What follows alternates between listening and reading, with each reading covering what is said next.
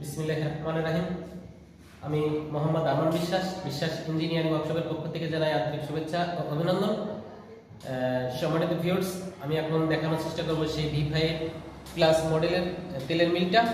এটা V5+, এবং আপনারা দেখতে পাচ্ছেন কত নিখুঁতভাবে এবং ফ্রেশভাবে অনেক হেভি করে মেশিনটি বানানো হয়েছে।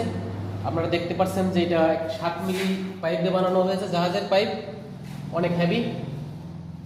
এবং আমাদের V5-এর যে V5+-এর প্রশংসা কি করব, অনেক ভালো সার্ভিস।